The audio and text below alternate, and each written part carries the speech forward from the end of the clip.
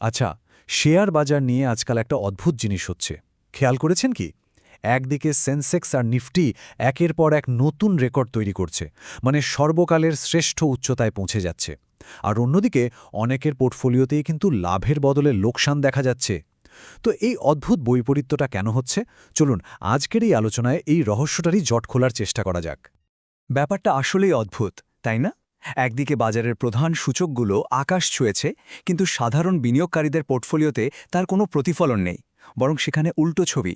প্রশ্নটা হলো, বাজারের স্বাস্থ্য যদি এতটাই ভালো থাকে, তাহলে সেই সুফলটা ব্যক্তিগত বিনিয়োগে দেখা যাচ্ছে না কেন?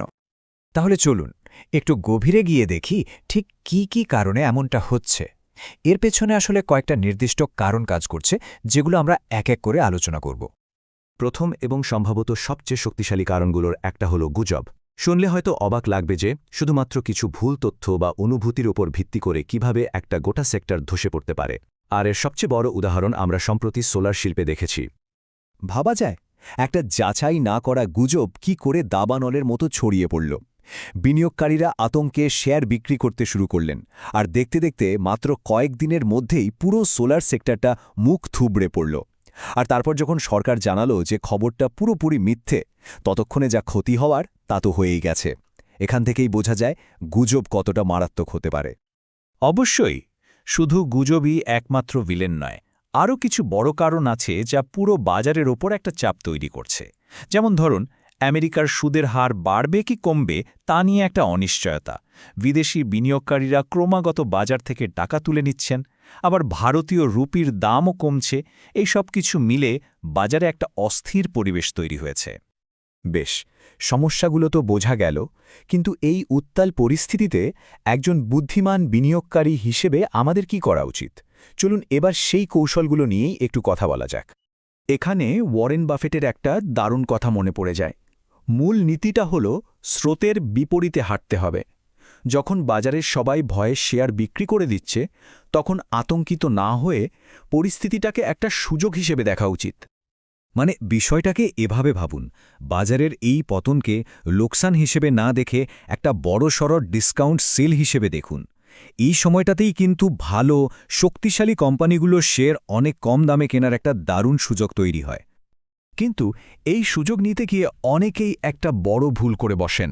তারা চেষ্টা করেন বাজারের একেবারে সর্বনিম্ন বিন্দুতে গিয়ে শেয়ার কেনার। কিন্তু এই কৌশলটা কি আদৌ কাজের? চলুন দেখি। এই প্রশ্নটাই এখন সবার মনে ঘুরছে, তাই তো? যে বাজার আর ঠিক কতটা নিচে নামবে, আর কখন থেকে আবার উঠতে শুরু করবে। এই যে একেবারে তলা থেকে শেয়ার কেনার চেষ্টা, বিনিয়োগের দুনিয়ায় একেই বলে বটম ফিশিং।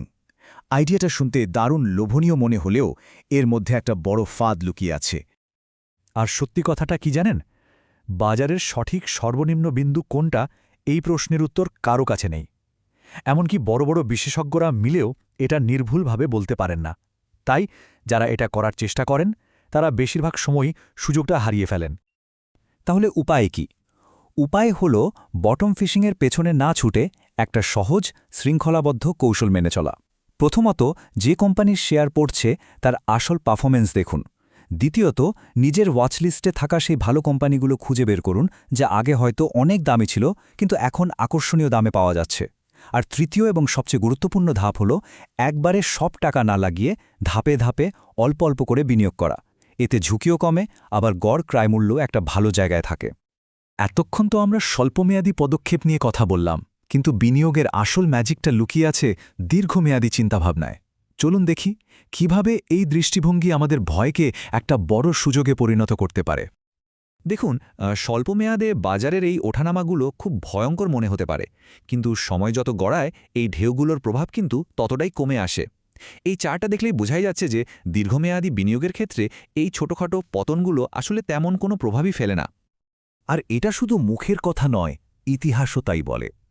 বারবার দেখা গেছে যে সমস্ত বিনিয়োগকারী অন্তত ৩ বছর বা তার বেশি সময় ধৈর্য ধরে বিনিয়োগটা ধরে রেখেছেন, তারা বাজারের সব পতন সামলে উঠে শেষ পর্যন্ত লাভই করেছেন।